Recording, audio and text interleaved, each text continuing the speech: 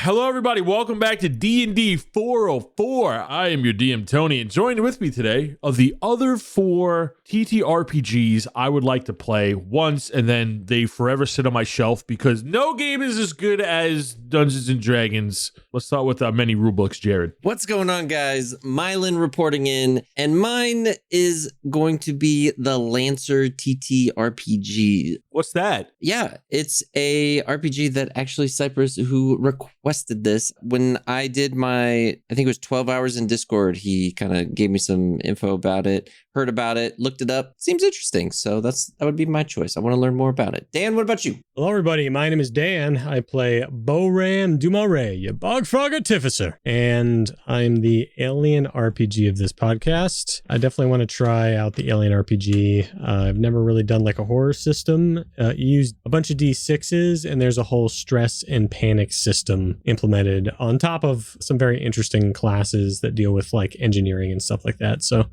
that'd probably be the one I'd play. How about you, Alec? Yeah, my name is Alec. I play Kaz'il Amberleaf, and my TTRPG would have to be the Stargate SG-1 game. I came across it a while ago, and I bought like the DM's manual, I guess, for like that, but it's pretty cool. Your whole party is like an SG-1 team. If you're not familiar with SG-1, Google it. You're missing out. It's a great show. And like, you know, you have like a medic on your team, and you have like a scientist on your team, and you have like a military.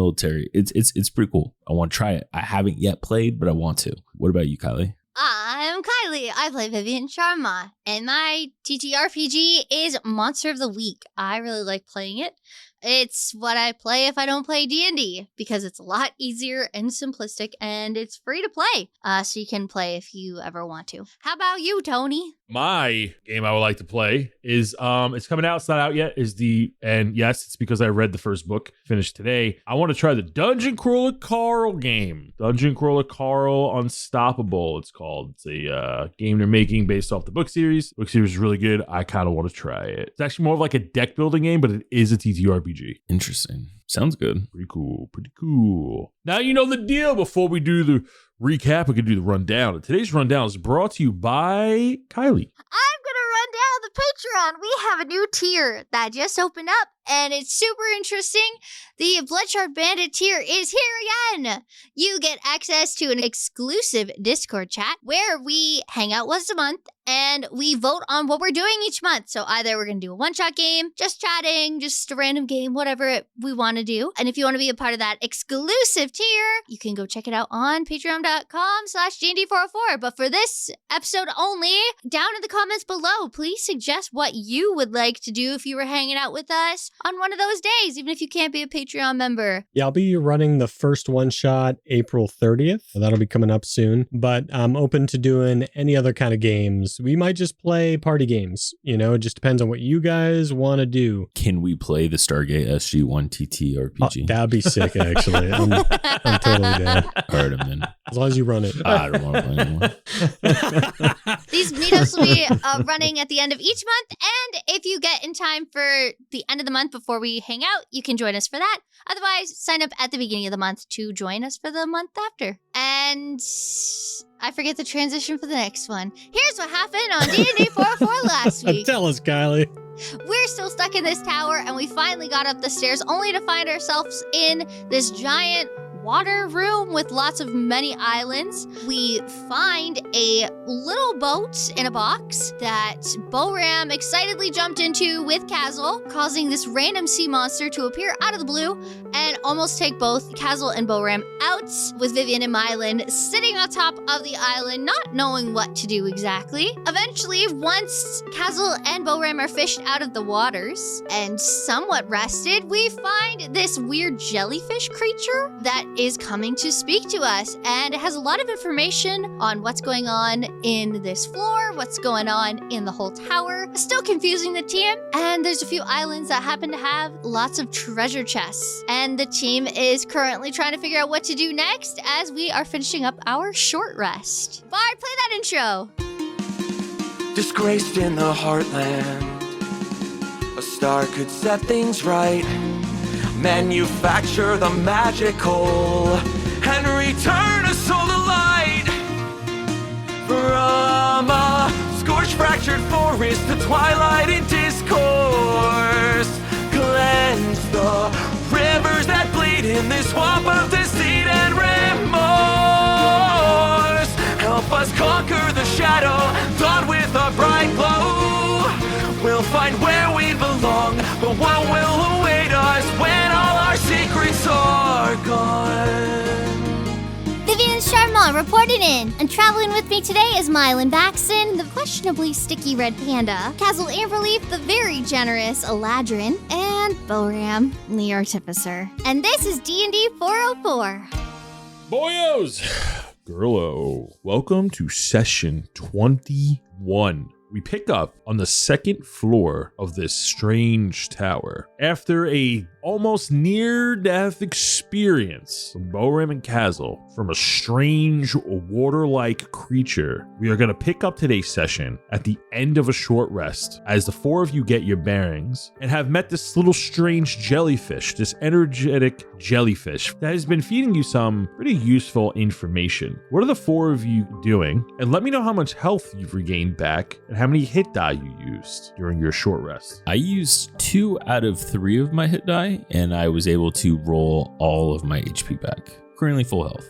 I'm full health as well, as Boram's identifying this ladder with a ritual during his short rest. Vivien didn't use any hit die as she was already full health, so I spent the time talking to the jellyfish while everyone was resting, healing, and casting rituals. Myelin is still looking as pristine as he left because he hasn't been touched by anything other than Boram. What'd I do? What I was on your shoulder. You kept telling me I was going the wrong way. I didn't tell you I was going the wrong way. We was actually going the wrong way. No. I was telling you the right way. No, the first time, Myelin, you gave us the wrong map. I don't know about that.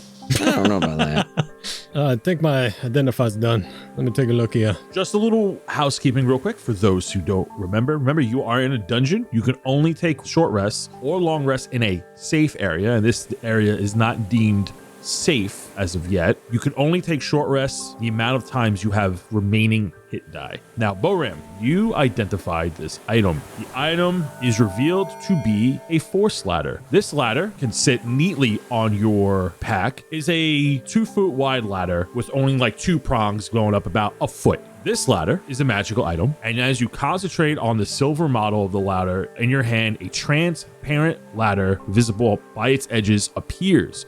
You create an immobile, transparent ladder made of force. The ladder is 2 feet wide, and you can make it anywhere from 10 to 60 feet long. Its rungs are spaced about 1 foot apart. The ladder functions as a normal ladder, and it can support any weight. It can be destroyed by anything that destroys a wall of force. So when the ladder is activated, it is immovable. You speak a command word, it appears. You speak the command word again, it goes back. It does take an action to use this item if you were to use it in combat. All right, I think I got this figured out. Oh! As the ladder goes 60 feet up into the sky.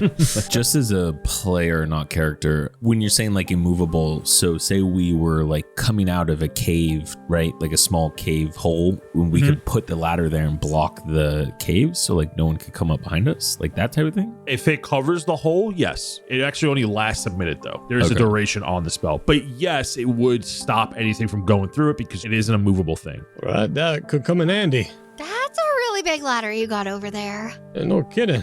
He shitty. And he says a command word in Druid that he made, and it retracts. Let me tie this back on my back.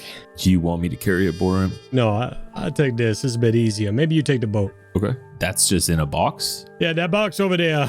And you see the 6 by whatever box that it comes in. Well, wait, did we say, I thought we talked about it on the short rest after the episode and we said it would fit in your bag of holding. So I think it depends on the item that the bag of holding is the shape of. So like there are chests of holding. There's keywords handy, haversack, and portable holes. They also work like bag of holdings. It's just different variations. Moving forward, since your bag of holding is a part of your trench coat, we won't get into specific inches and stuff like that, but we will keep that in mind when you try to shove big objects into a tiny hole. All right, Boram's gonna stick the ladder in his bag of holding. Let's take this with me. And then I walk over to the box. Hey, Dendron, let me put this in the water. Okay. I use a command word to make a keel boat this time as we put that in the water. So the folding boat can make two different types of boats, a rowboat and a bigger boat. So you make this bigger boat and then box goes into water, unfolds, and this bigger, seemingly safer boat appears. Boram just stares around for like 10 seconds. Myelin does the same. Where was this boat before? Did you know? Kinda, I just didn't know there was a monster before, so I made a simpler boat. Wow, a boat made out of paper? And you see the jellyfish is like, It ain't so bad, no. no. And you see it like it's like flying around. Hop in, you with us now. Where are we going? We're gonna get out of here. And I watch it hop in and wait another 10 seconds to see if the water creature comes out. It's just like floating around the boat. I mean, I think if we with him, we good. I'm used to being a test subject, so, and I hop in the boat. What? What if we give you a rope first to drag you back? Don't just jump yet. What's that? As I'm in the boat. So you jump on this boat, the water jostles and wades. Silence hushes over the four of you as you're waiting for something to happen, but nothing does. And you see the jellyfish is like kind of hovering over the water, like looking at it with its eyes at the end of its noodly appendage. I mean, it seems fine so far. Well, okay. I guess I'll go in. Well, if it's over here, maybe I can tickle it. And you see that like it tickles the water, like it splashes a little bit with its little noodle arms and nothing happens. I didn't know this thing had a sense of humor. The only senses I have are sight, feel, and smell. Wait, if you could touch the water, you see the chest over there? Myelin points at the chest that's down 60 feet in the water. Strawberry, can you go get that? I could try. And you see it goes zoom, zoom. And you see like as it moves, it like stretches and then like retracts on itself. But it moves really quick. It's like, and then it goes onto the chest and it looks down and goes, and then it spirals into the water. And you see the jellyfish, but the jellyfish, Strawberry, it's very hard to see. You see that when Strawberry goes into the water, it almost camouflages into the water. And you see that the chest doesn't budge. You don't get the sense that Strawberry's strong enough to lift it up. And then Strawberry pops that back in the water and rejoins you. Goes, no, it's lodged in there. It's heavy. Well, thanks for trying, Strawberry. Ain't no problem. We're gonna move on or we're gonna move on? Yeah, I'm coming. And Vivien's gonna jump on in. I don't want to get wet, so let's just be careful, okay? Oh, me neither, buddy. Everybody grab an oar. Let's just do this slowly. Or what? Oh, ain't you funny yet? Keep making us laugh all the way there, okay? You got any more jokes? As Boram starts paddling. Where are we going? And you see that the boat starts moving through the water and seems to be moving freely. Vivien's gonna turn to Myelin real quick and go, Myelin, do you know how to swim? What swim? Oh, can you, move in the water? Like this. Jellyfish starts doing jellyfish swims. What's Strawberry's doing? I don't know what that stretching is, but no, I can't do the stretching. Oh, wait, I gotta stretch. And he long cats real quick.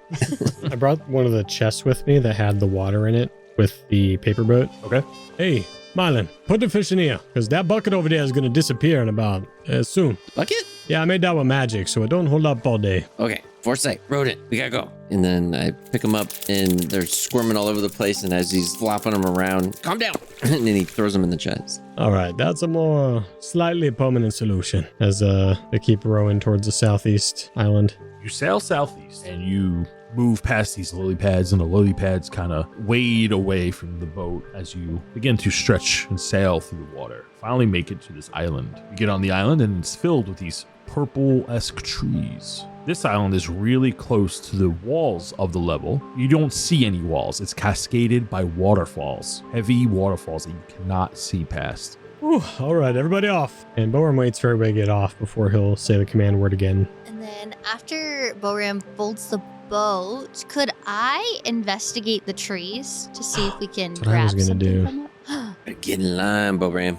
I just want to check it out before Myelin tries to climb up it. Go ahead and give me a nature check. I'll Okay. give her a help action since I'm proficient.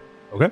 11. Look at the trees. It's not a tree you've seen before. The purple gradient leaves look very organized and, although very much alive, seem magical in nature to you. Well, these definitely look like magical trees to me. Myelin, I think you're okay.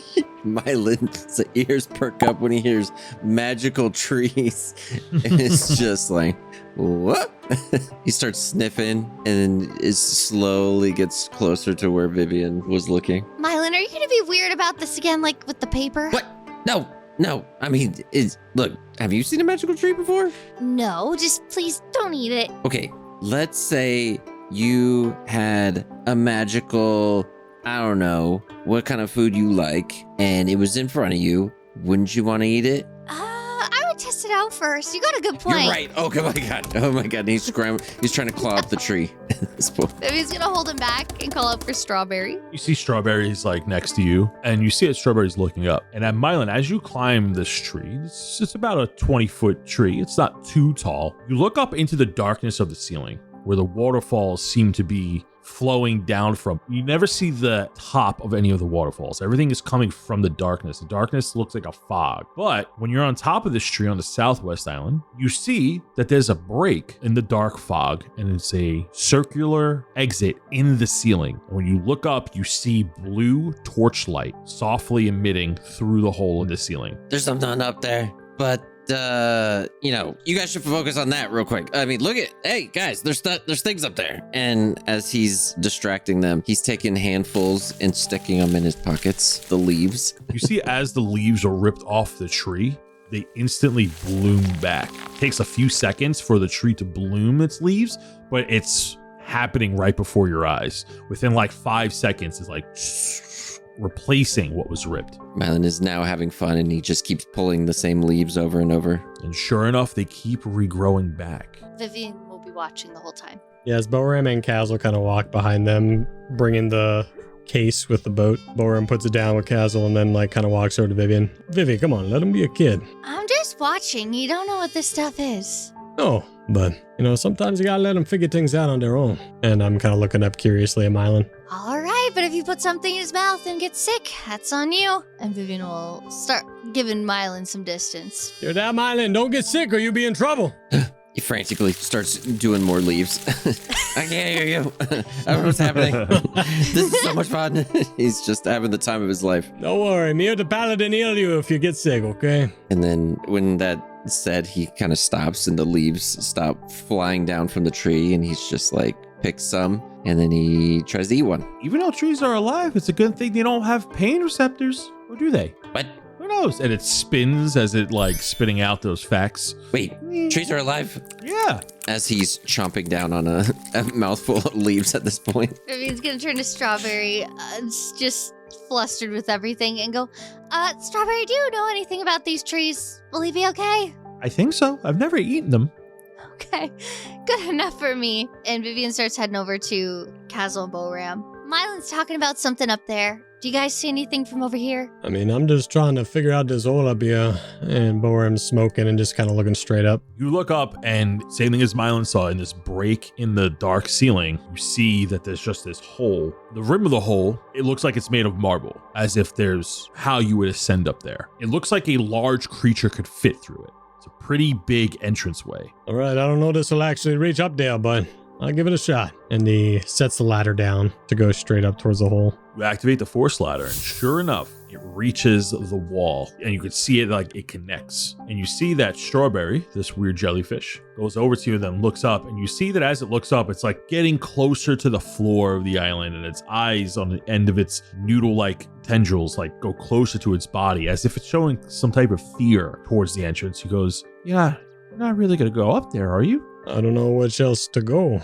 I mean, people usually just come here to try to rob the place or take useful things, but the water usually gets them, and that's why there's so much stuff here. But nobody's ever gone up there. Well, one woman went up there. She was nice, but she quickly came back and told me not to go up there. Did she happen to say who was up there that scared her? No. I mean, I have seen things come from there. You recall what she was telling you before the short rest, how like this weird being in like a cloak that kind of resembled a thumb, like a humanoid thumb. It was like faceless. It didn't have any features, like escaped from there one day, and then like unknown amount of time passed and it came back with gear almost. And then a lot of commotion happened and it came back. It was like all bloodied Right. I've only ever been down to the first floor, but there's not much water down there. I need to dip every so often, like, bloop, bloop. But I kind of like it here. I wish I can get back home, but I kind of like it here too. So I just kind of hang out, and I got a lot of friends. Well, who wants to go first? Maybe I'll finish my cigarette first.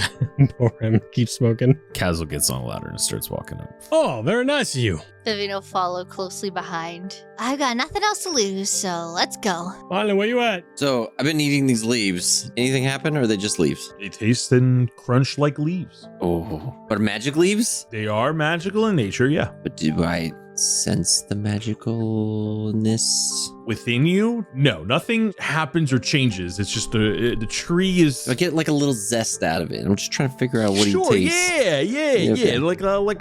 Hey, it tastes like Chipotle. You know what I'm saying? It's got a little Chipotle sauce. You know what? Let's call it Qdoba and we got ourselves a deal. Okay. All right. Oh my God, these are amazing. Oh, hey, Kaz'il, where you going?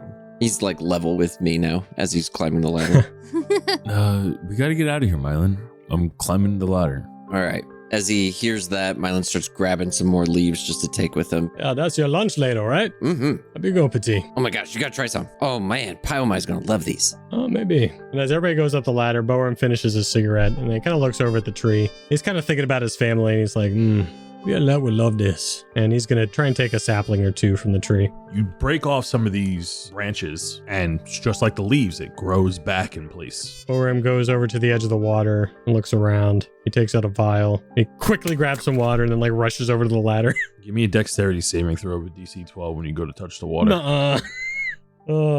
17. When your hand reaches down, you see that the water quickly snaps up and tries to grab you, as if the water splashing up resembles that of like a claw with two hands as one, like almost like a bear trap. And it tries to grab you, but you just pull your hand away. Ooh, almost got me there. We tussle when I get back, maybe. And I salute towards the water and start climbing with this vial. Oh, it doesn't like that. Doesn't like that. No, it does not. All right, thank you, friend. Maybe we talk to you later. Yep. I hope I see you later. You see like it cowers down. And Boram just follows everybody up into this hole. Boram, in your inventory, put one vial of weird water. Does the sapling have something cool? Or the saplings are magical in nature. If you would like to make it as like an alchemic note, for sure. He's taking it as a gift. Wants to bring it back to his sister someday. You see the strawberry kind of like looks at you, Vivien, as you're about to get on the ladder to climb up. Hey, don't be afraid to come back. People come in here trying to get as much as they can, and they often, well, die. But some people come and leave with cool stuff. Nobody's gone up there, but the sounds I hear aren't too great. They sound very dangerous, very violent. I mean, we're just going to check it out. I really don't care about the stuff. I'm just here to kind of prove myself. But maybe we could deal with it, and maybe you could go up. And then maybe you can go home. Wouldn't that be nice? I only ever seen one person go up before, but they came quickly down shortly after the door opened. But they were by themselves, so it'll be okay. There's 4 of us. 5 if you want to join. No, I'm good, thanks. Okay. Maybe you'll be down here to greet us after. How about that? All right, I will wait. I don't think we'll die. I hope we won't. I hope not. You're one of the nicer ones that came in here. Oh, thank you. You're very nice too. And funny. You see that it has like a childlike smile on its face. Thank you for your help so far, Strawberry. See you later. It waves with its noodly appendage. Before I go up in the hole, I'm like, you are one very special guy. Vivien's just gonna look down and go, Boram, keep moving. All right, my bad. And the 4 of you ascend this ladder. Enter a small room where this hole leads you to in front of a big, huge iron door with 2 blue flamed torches on either side. The floor is made of beautiful black marble, and the walls look like they're marble in nature, but they have these strange etchings that are carved into the wall. They look like hieroglyphs, but very unfamiliar, very strange. There are no 2 of the same symbol, and they all look like they're connecting to each other. And this is on all 3 of the walls that surround you that lead to this door. This little foyer, we'll call it, is only about 17 feet wide. It's pretty tight in here. But the door that stands before you is very big, as if a large creature could go through it if they choose. On the door, words begin to form in your preferred language as you see like these strange etchings on the door begin to materialize in like a glow, like a magical glow in front of this strange language that you're not familiar with. Also, before reading the words, you see that etched onto the door where this strange language is, where the letters are materializing into a language you can comprehend, are these two people. They look like models, like statues, and they are posing almost like a Greek statue. And you see that their poses are very different from one another, but they are pointing to the words that are materializing in front of you. In your preferred language, you see the words, "I bloom without a single seed, in silent glance or noble deed. I fade with time, yet never die, still catching every wandering eye. I'm found in scars as much as grace, in fleeting light in every face. No hand can hold me, yet I stay, a truth we feel, but cannot weigh. What am I?" Mylin's sitting with his butt on the ground as he's just munching some leaves. So, what do we think about this? This is some weird words. You guys read this? It is. And Vivien would like to quickly check the statues. So I'd like to investigate to see if there's any like obvious trap or something that if we get too close before we answer, it'll go off. Give me an investigation check. 13. You're looking at the door. You don't see anything strange, or you don't see anything that could potentially attack you. You do see these blue flamed torches that are illuminating this small area. That stands out because flames aren't naturally blue, but you do get a sense of magic from them. With a 13 at a glance, you think that if something were to hurt you, it would probably emanate from that source because that's the only thing that's obviously magical to your sight. Perfect. Thank you. Myelin yells down to Strawberry. Strawberry! You know what this is? When you look down the hole, you don't see the level before you. You do see some water, but you see like this heavy white cloud is acting as a barrier to the floor below you. You still see the ladder, but as you are looking at the door, some time passes and Boram, you do see that it's about to fade and you pull the item back up as the ladder retracts. All right, Strawberry's no help. I don't know. She can't hear me. Not gonna be. As Boram puts the ladder in his bag of holding. Vivien's gonna be very locked in on this passage and turn around to everyone and go, "Do you think this is an object or like a concept?" So I was getting the ladder. What's going on here? Oh, sorry, yeah. Well, take a look at the door. It's a riddle, and it looks like we gotta solve it to get through. Bloom without a seed. Yeah, what kind of things don't bloom? Only bloom without seeds. That's why I think maybe it's a concept and not an actual thing.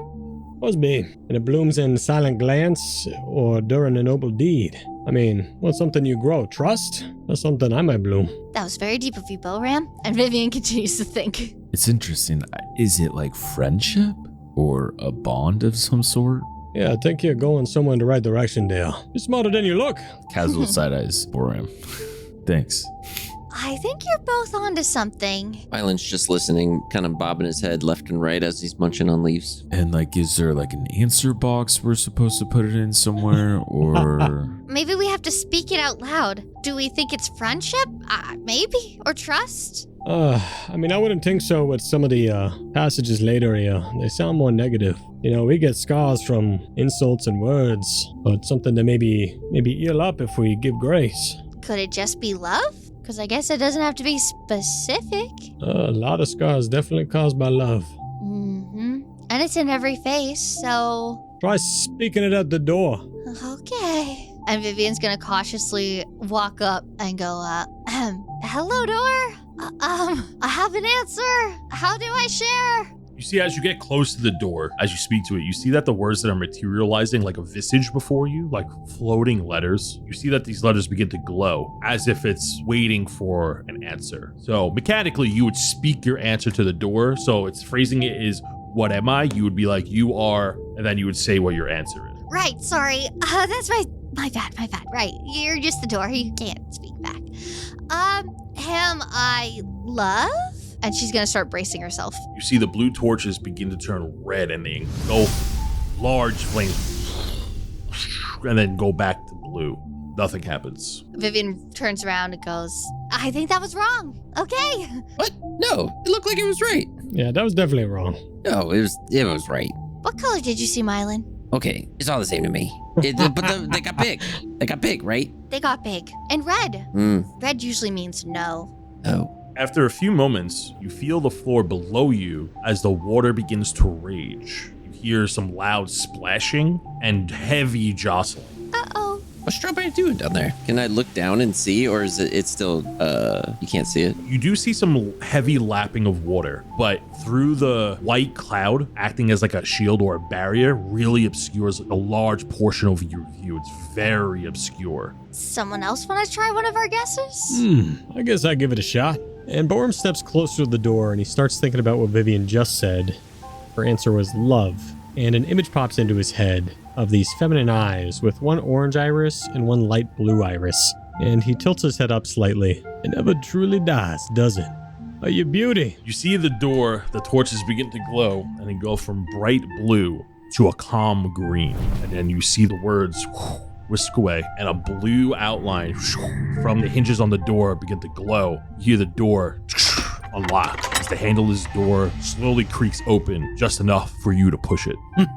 I turn around and walk backwards through the door. That's why you keep me around, because of this head. Vivian's jaw is on the floor. How'd you figure that out? The fade with time is what got me. +5 respect from Vivien to Boram. Vivian's gonna turn to Kaz'il real quick and go, oh my god, he has a brain. Yeah, I know. Tell me about it, right? Surprises me too. Boram can feel his +3 intelligence hurting. Push the door open, and before you is this large circular room. The floor is made out of the same beautiful blue obsidian, similar to the islands that you were standing on the second level. Surrounding the walls are these tall bookcases that go up for seemingly forever. The room is about 100 feet high. There are no stairs inside this room, but there are columns that stretch all the way up to the ceiling. There are these big, magnificent bookcases and shelves that are laden with potions and vials and weird tinctures. There are big books, small books. There are books as wide as boulders. There are floating desks that are just hovering in the room. There are smashed desks on the floor. One of the columns has all these boxes smashed and piled on top of each other. You see that some of the bookcases that are along this circular wall of this tower room is smashed in. You see that there are also waterfalls in between each of the bookcases along the walls of this room. You also see a cave entrance on your eastern side that looks like it has this yellow force field spiraling at its entrance.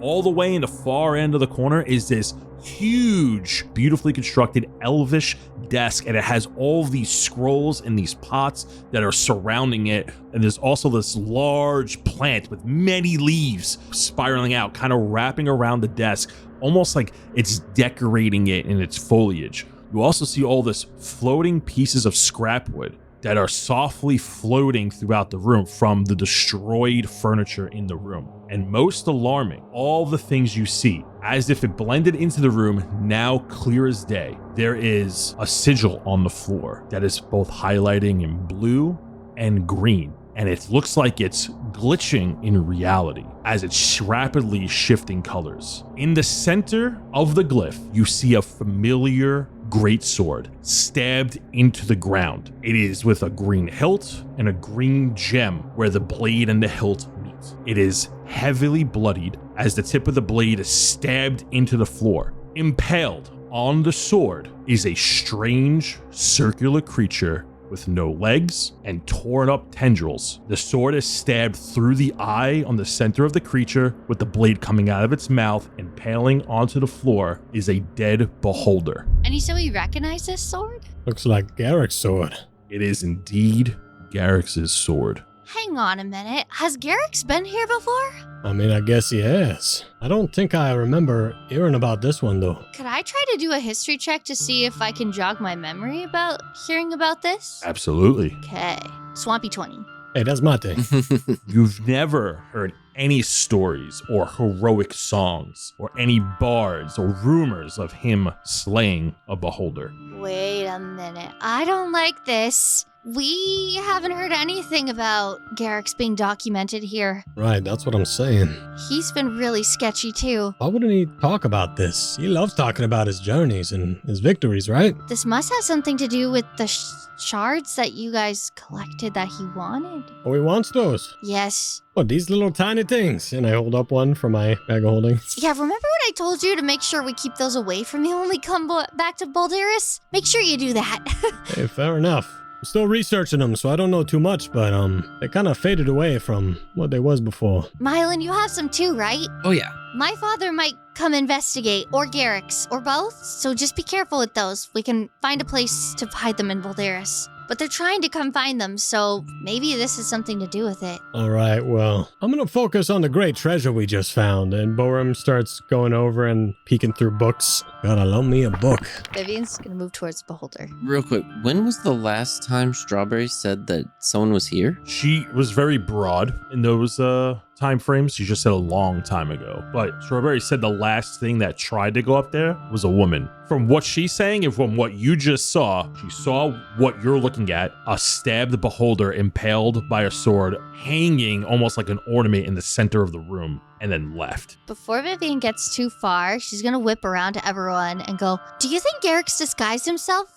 And he was the woman who came up here? Garrick's disguising himself. So he's not followed, kind of like what I did outside of Balderas? Because if that's his sword, and that's the only thing Strawberry has seen." There's probably something around here that we can figure it out. And Myelin is just gonna stay on the very outside and just, I'll look over here. And he's very on the edge of the place and kind of going towards the east side of the room, circling kind of the edge. Now, Myelin, while you're looking through the books, if you see one that says dictionary, grab that. That's for you. What kind of armor does Garrick's wear? He has armor that is crafted to him, but he wears full plate armor, brilliant silver with a purple and green cloak, and he has his signature greatsword. He wears a helmet. He has taken it off before. You have seen him without his helmet. Is there a chance that Strawberry thinks he looks like a thumb because he was in his armor and like doesn't know what armor is? I guess I'm kind of just playing like the Myelin look.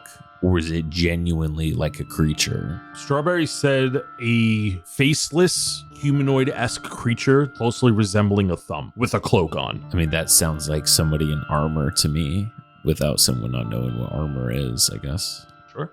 Boram, we'll start with you.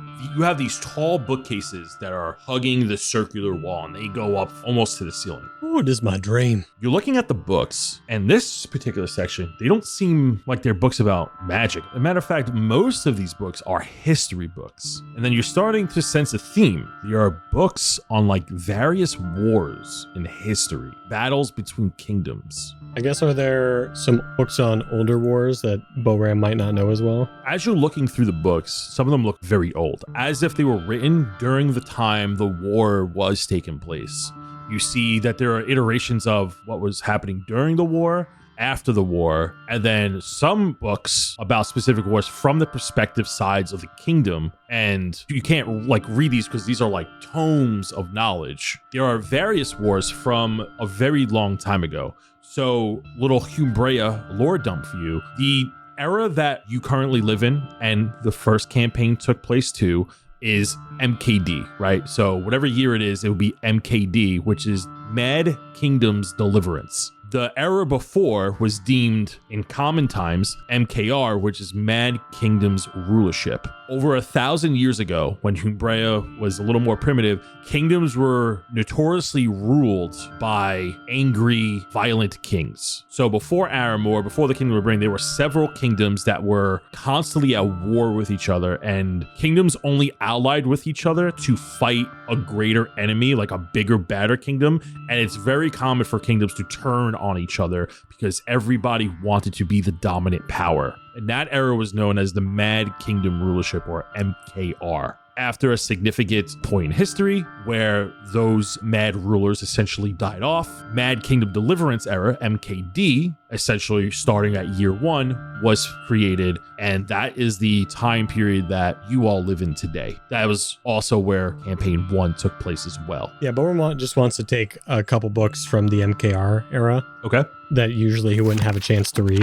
I'm going to say you take about like 5 good-sized books, And I'll give you the names of those later. They're about specifically like generals or kings or leaders or ruthless soldiers. And the highlight of the books are, yes, how great they were in combat, but specifically highlight how malevolent they were. Okay, nice. Found something that looked kind of interesting. Something that can pass the time when I'm brewing potions. I was running out of books. Myelin, the section you wander off to on the east side of the room, you see that these are books on theories and history of magic, specifically talking about the weave of magic, how to understand magic. The book's difficulties range from like a novice level all the way up to a educated scholar level. You wouldn't know this per se, but these are books that wizards would use to understand the weave to grow their power and help them get attuned to the weave to ultimately cast bigger and stronger spells, or even learn how to create spells. You also find a book about dinosaurs, specifically one named The Saurus.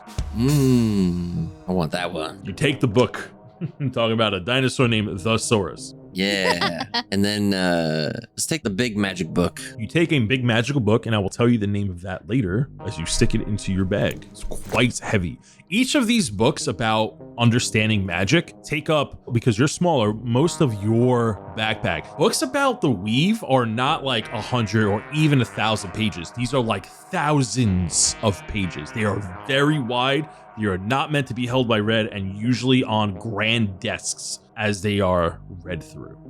Boram, you might want to come and look at this. It's about your rod thing, I think. Boram's already coming over with a stack of books. Let me take a look. No. Oh, look at this. They got one of my favorites. Just Chemicals. Hey, take this. It's by some guy named Chemi Joe. I don't know. Wait, you can put these in your bag. I don't want to carry these. And you see Boram starting to put some in his in his bag of holding. When you take that book, the name of the book would not be by Chemi Joe. It would be by Baron Joe Jofferson. I was going to say. Now, I'm going to take a few of these as well. A lot of these I think I've already read, but let me take a look. And Boram will try and find something he hasn't read before. Go ahead and make me an investigation check as you're searching through the books to see if you find something. I can help. I'm really good. What'd you try to find? With a help action, I got a 13. With a 13, you find which is in bed, you do find a book of strange alchemic ingredients that work with each other, but they are outer worldly. You don't recognize any of these items or ingredients to be found on the material plane. There are items from areas located in the astral plane, and they have very outer worldly names like stardust or different types of rocks from different like meteorites or moons and other like space-esque naming conventions, and we'll get into that later. Go ahead and add astral ingredient tome to your inventory. Kaz'il. What part of this circular room are you looking at? So I want to go on the opposite side from where we came in between like the back wall and like one of the top shelves. And I'm kind of just like looking through all the books and stuff.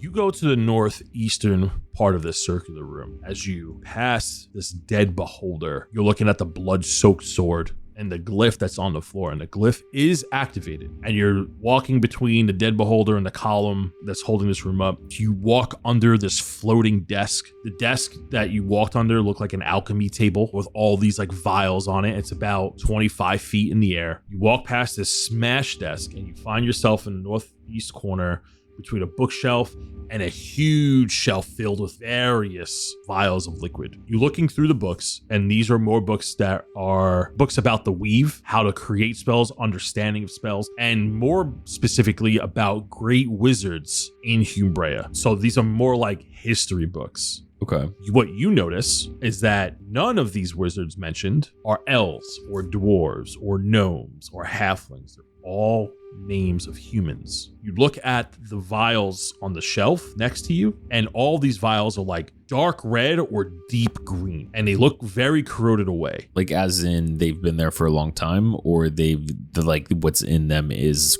a corrosive substance type thing. What's in them is corrosive or damaging the vial. Okay, I guess like in particular, I was looking for more like either some religious texts or specific texts about the Fae. Give me an investigation check as you continue to look through the books. That is a 5.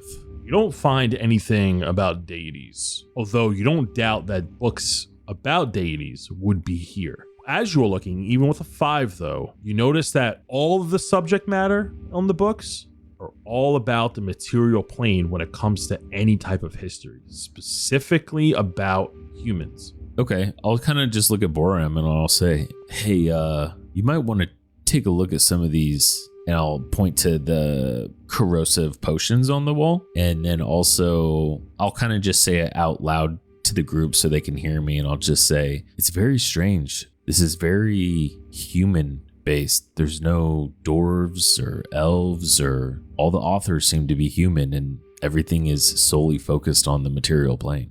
Yeah, that is a bit strange, actually. Oh, these all kind of stuff about wizards, bit of arcane history here. Yeah, I mean, this section, but like I said, it's interesting. It's all humans. That's kind of bizarre. It's like they only read magic or science, I guess, whatever you want to call it these days, from humans. I mean, a lot of humans and elves created a lot of magic on the material plane, but only humans. That's a bit odd. As Boram is kind of like looking there and back as he starts going over to check out all the potions and bottled stuff now, working his way into the center of the room. Make me a medicine check as you're looking at these very old vials. 13 again. As you look at the vials, you can see some of the more solid ingredients in these potions. You know that these are all poisoned base. They could be corrosive like acid or gaseous. The ingredients that you see floating around, like different types of eyeballs from creatures or talons or fangs, you see glands. You see in some of these really big jars that have like spouts to pour into smaller jars. A lot of these things are made in abundance, either to make smaller vials of them or more nefarious to be used on a large amount of things. But these are all poison based. And although the ingredients inside are very withered away, you get the sense that these are very, very deadly poisons. Man, I don't know who they was trying to kill, whoever this was. I mean, probably maybe just belonged to that mold over there. These are a lot of poisons. I've worked on a few, but these are crazy. While everybody's looking at the books, Vivien has just been kind of like taking in the place. How I envisioned her losing her sister was in a room similar to this, with this kind of like sigil setup.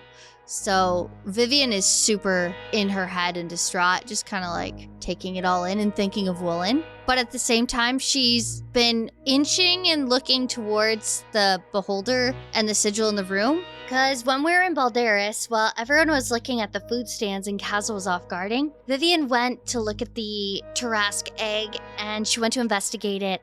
And it's very similar to the colors that were on the egg. So between her thinking of Woolen and being like very focused on that, she's also trying to look at if there's similarities between the two. Because with Garrick's and this, he just seems too fishy. You're looking at the glyph and it's glitching in between the green and blue colors. Give me an investigation check as you are looking at the beholder. 4. Vivien is just so lost in thought about Woolen and the day she lost her that she is just unable. You are enamored by this beholder and you're having these thoughts. Your eyes begin to like play tricks on you as you flash back and forth between these visions and the sight before you. As you stare at the blade that's impaled through the beholder's eye, coming out the roof of its mouth, you're looking at the blood. It does not look completely dry. You feel like you're looking at it. You're not sure if your eyes are playing tricks on you or it's real. You see like blood actively dripping in the impact.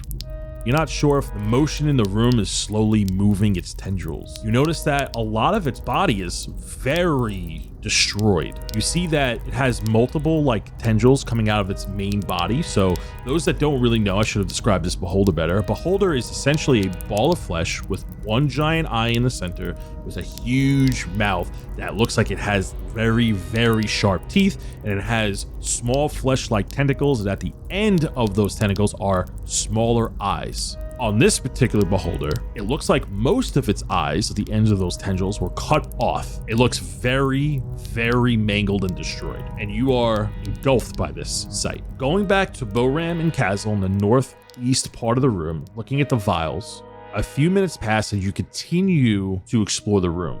And at the northmost point of the circular room is what looks like to be the main desk of this area. Before we get there, am I able to take any of the poison? You would need to make me a sleight of hand check because all of these jars are like corroding away. You feel like if you grasp it too hard, you're going to break it. All of these are confirmed to be poisons. Hey, Vivi, come over here a sec. Vivien's gonna shake around and go, yeah, sure, coming. What was you doing over there? See anything cool? It kind of feels like the room is spinning. There's a lot going on. The blood looks strange. It looks like, I don't know, there's something about it. What do you need? Oh, I was gonna see if maybe you could help me get some of this poison in here. And Boram like smiles and holds up some empty vials. Yeah, I totally can. All right, and I will try to grab it for Boram. Boram, as an artificer who specializes in potions, you know that touching this thing is an extremely bad idea. I'm definitely not giving you or laying on thick how dangerous what you're about to do is. How about this, Boram? How about I guide you through how to pick things up, since I'm proficient to the viewers out there. And I'll tell you how. You got the fancy gloves and stuff, so. I think I'll be fine. And Boram like buttons up his lab coat and puts on his goggles. As they're doing this, Myelin shows up and he's eating one of the books to see if it has any magical powers since it's about magic. He's like, oh, you guys need someone to do this who's good with hands and can do it from far away? Nah, you know what? You all go do something else. I feel like I should do this. As Boram shoos Myelin away, he sees the desk in the back and he sees rolled up pieces of paper and he's going to beeline towards that. Okay, well, good luck. And he just waddles past. Myelin, before you just start eating everything, can you at least read it out loud so we know what you're eating? It says destruction and it's kind of slobbery now. I don't know. It doesn't taste like destruction. Vivien's gonna turn to Boram while this is going on and go, do you really need this? I'm not in the right state of mind right now to help you much. Do you need this? Oh, I just haven't seen poisons like this. I'd hate to leave it here. I don't want to study it. We have your fish. We have a ladder. We have a boat. Do we need something that could kill us too? I wouldn't mind it. I'll cast guidance on myself real quick. Just so you know, I don't have any spell slots left. So... As the tension is mounting, all you hear is... Myelin, as you are like looking and conversing and eating this book, you do notice these scrolls, as you mentioned, and in the north end side of the room, and you walk over, and these scrolls are very long, and they're like flimsy, and they look just so tasty. The desk in the north end of the room sure enough looks like the main desk of the room, and you walk over and you see like a journal that is propped up on the desk, and it's written in common but very sloppily, as if a child wrote them. And when I say as a child wrote them, not its contents, like the physical handwriting of them, as if a child wrote them. It's very shaky and sloppy, but the words are legible. And where the page is open is its last page that these words were written on, and the rest of the book is blank. Seems like whatever wrote words in here did not do any more entries. And there is just one big quote on the page that looks like it was written with a bloody hand. That quote states, "Ugly with insidious intentions, hidden within beauty, all in plain sight." Garrick's looking even more sussy. Garrick's don't write like a child, though. As Boram is slowly reaching for a vial of poison. Give me a sleight of hand check. And I've used Master of Tactics. From 30 feet away, so she's not. Yeah, I'm away from you. 22. The jar remains. You go to pick up this like big corrosive thing, and you see that on the bottom it's been cracked, and this acid that is slowly burning away the shelf is almost like an adhesive, because you would need to like pull it off this broken wood to leave it. It is extremely fragile. Removing this would break the vial that the fluid is in. With a 22, you do notice that there are smaller vials about of a similar substance. They all look very corrosive and fragile, but you are able to pick those up as those vials have not been broken because it's not as concentrated. You could put a vial of acid in your inventory. It does 6d10 acid damage. You take one. Each one of these vials will be a sleight of hand check because of how fragile.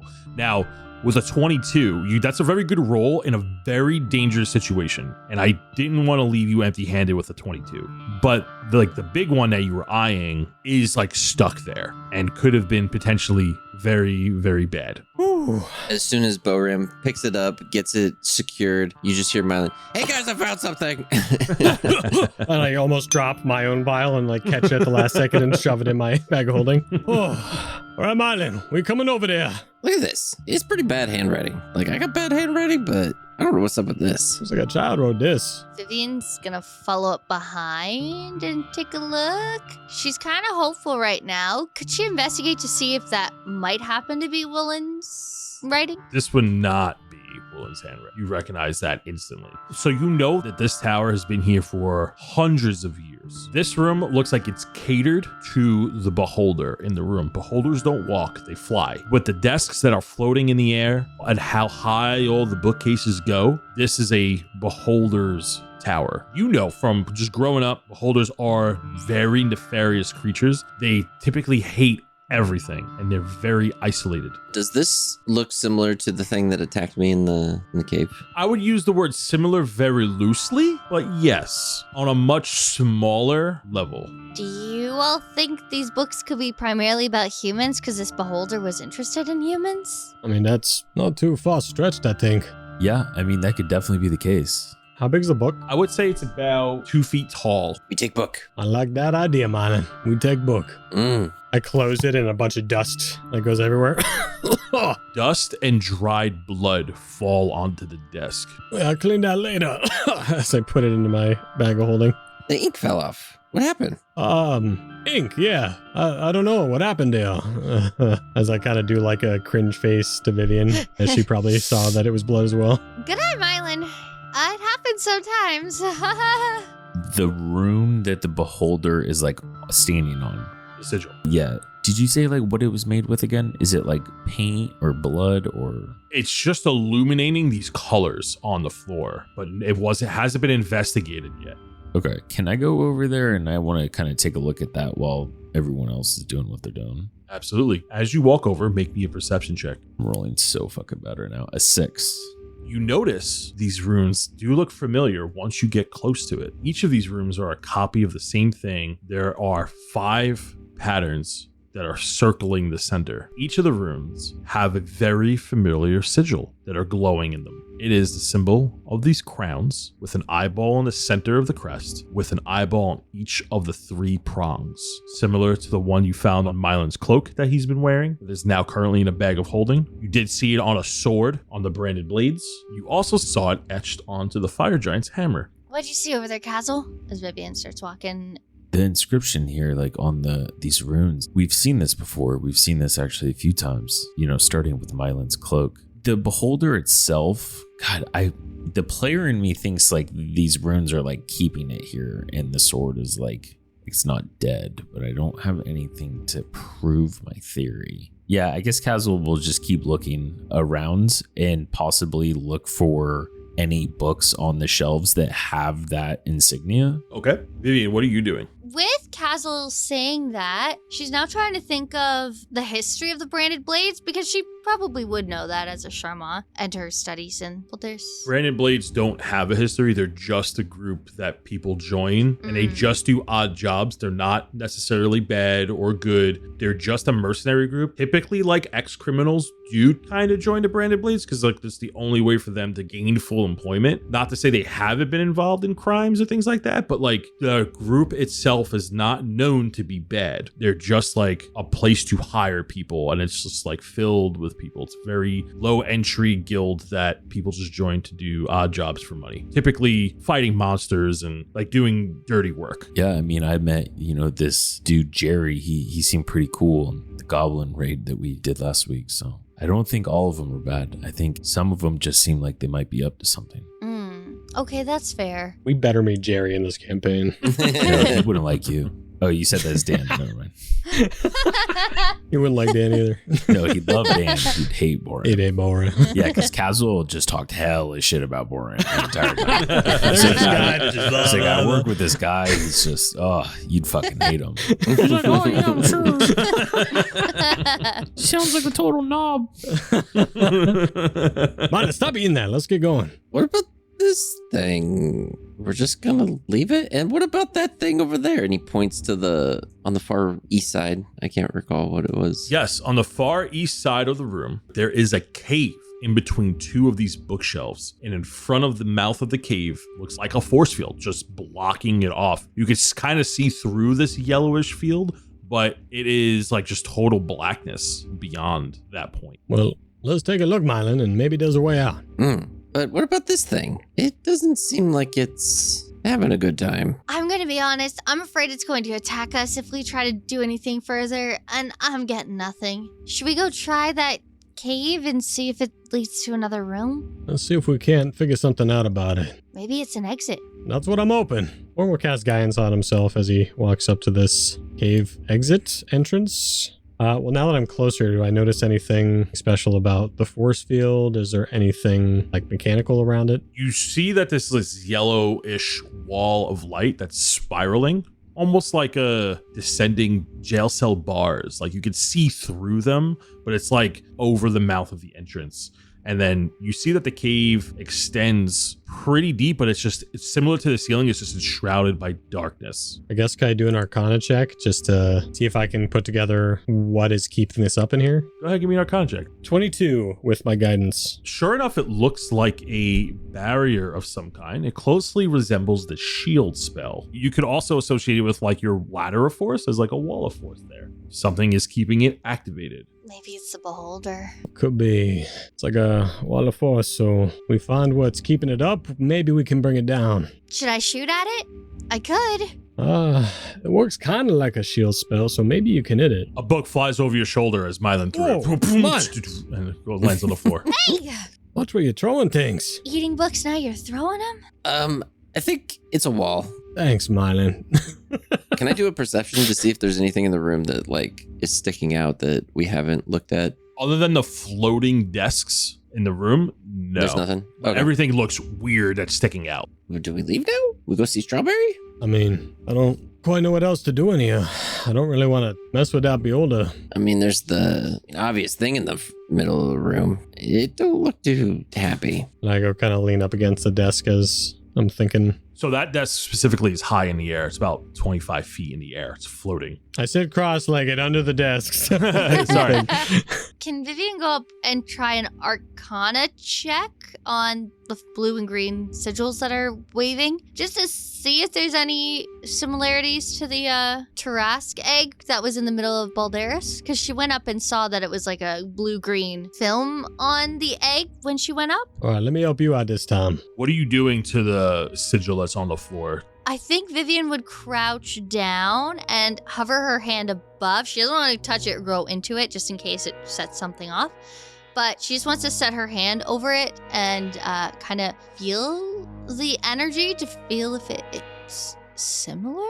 Give me an Arcana check. And I'm helping her. Hey, Boram, I'm going to try something I saw you do with your glove. I'm going to see if it works for me too. 16. You put your hand over these lines and you feel like an energy pulsating from them. As your hand hovers over the lines, you feel like as if you just crossed a threshold, as if you put your hand through like a wall of jelly. It feels like slow. And then the whole column illuminates around the beholder straight up. It goes from the floor to the ceiling.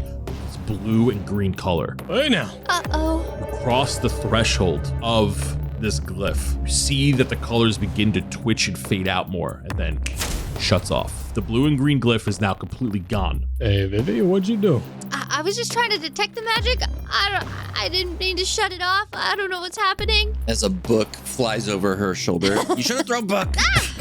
The book flies over your shoulder and hits the hilt of the sword. This turns your attention to the sword and you see that the gem in the hilt of the sword, where the hilt and the blade meet, is beginning to glow but cracking as the sword is vibrating in place, as if it's struggling to remain stabbed into the floor. Tendrils begin to move. The eye starts to shift in place as if it's trying to look around as its mouth moves around the blade. As you see the eyes having trouble looking around the room because it's currently impaled on the floor. And you see as the tendrils begin to move, the cracks in the room begin to glow as a wall of purple fire emits from the center and expand outwards. Everyone make me a dexterity saving throw of a DC 14. It's an 18 for Boram as he jolts behind a pillar. Myelin gets a 15 as he sprints away. Kaz'il got a 4. And Vivien got a 10, so she's just stuck there. As a 4-foot high wall of purple fire emits throughout the whole room. Those who fail take 3 points of fire damage. Vivien, yours is halved. You take 1 point of fire damage, half round down, because you are resistant to fire. And you see that the beholder begins to move and jostle in place. I'm going to need everyone to roll initiative as the destroyed, beaten up beholder tries to remove itself from the floor. Vivien, 15. 18 for Boram. I got a 13. 13. As we start at the top of the round, as the sword is vibrating violently, you see that it tries to look around, but as the eyeball attempts to move as it is impaled on the sword, you see the body shifts in your direction, as if the turning of the eye is instead moving the body rather than the eye looking in the direction it wants to go to. You see that some of the tendrils that still have eyeballs still on it begin to look around frantically. One looks at you, Vivien, the other one looks at Myelin, and then you see the tendrils that don't have eyes are flailing and actively bleeding. We're gonna start at the top of the round on initiative 20, which is the session, and the session is ending here. Yeah. I was waiting for it. That's a fun way to put it. Yeah. And the session is gonna use ending the session.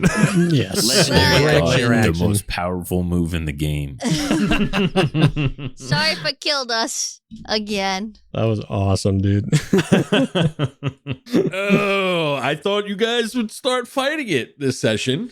Library, way too interesting. Yeah, library, very interesting. I am looking forward to this. I got some stuff to talk about in the after show about it. Some little fun facts. Also, I wondered if you guys noticed something with the imagery before the encounter. Mm-hmm. Jared, you know, I feel like you would know because we talked about it briefly. Yeah. What are you thinking? I want to see the other. What are you thinking? Well, we should probably. I already know what it is, but we should ask the other guys. Is it all like the circle explosions and the scuff marks? Are we talking about the color itself Nope. Nope. The resemblance. of the beholder? So I'll just lay it out there. So basically, when we were creating our logo, when we made it, we had 3 options, and one of the options, Tony was like, "Oh, we got to do that one. No reason." So our logo is a sword stabbed into a dice, Oh. and now we show up into a room, and it's a sword stabbed into a beholder. And it also has the colors of our old original logo, which I thought was funny. Dan knows me so well. But this reveal was planned before the logo was there. And I was like, because this is a key point that you guys have come across. And I was like, that would be awesome. As if it was in plain sight. No. Yeah.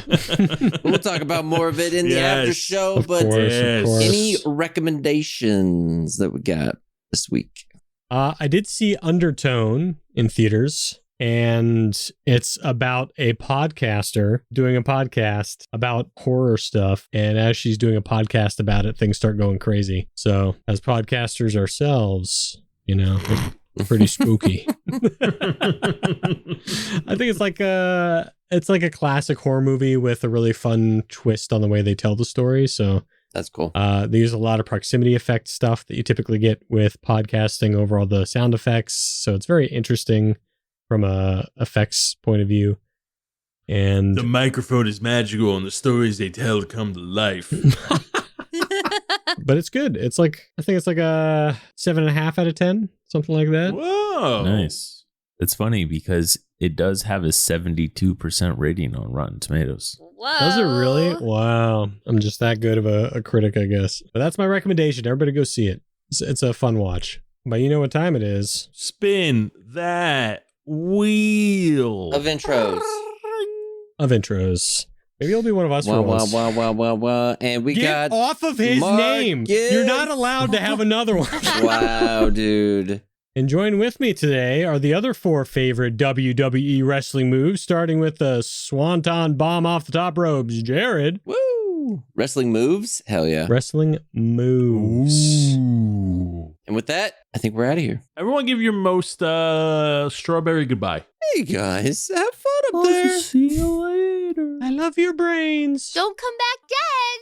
Hope you Thanks. find your dad. Wee! Welcome back to another round of Patreon shoutouts. Y'all just sit back and relax as I read out these names. The Bloodshot Bandits are first. I heard this secret group once assisted some mighty heroes back in the day when the Christo was trying to take over. Some people say this organization still works in secret to this day, but I gotta see it to believe it. If you do exist, then come by my place and I'll give y'all some magic items. Artemis the Fighter, Guardian of Kemi Joe, Hunter, Scholar, Gentleman, and Adventurer, the Gift Gunslinger Alistair Jacobs. I don't know how to do a British accent, sorry. Also, the Dread, Lord Drama, the highest of elves, Master of the finest of fineries this side of Umbrea, the Rogue Changeling, Sly, Knockmark, Novo's biggest competition, Brandy Woodburner, the Wand-wielding Wood Elf, Glorg Nightbreaker, the Dwarven Fighter, a Pony Lightbringer, Elven Cleric of Corellin Larethian. The Purple Hermit has entered the battlefield, and of course, Jason All. Next are the Sigil College alumni. I've always wanted to visit and share notes with the wizards over there. I heard they make some crazy good potions across the Evertone Sea. We got Mongo, the Yeti Giant, Sergio, the retired knight, Punk, the vagabond bard, David Lachance, Chartreuse, Charlie, Vexshade, the gnome sorcerer, and Isaiah Crane, the architect of Tall.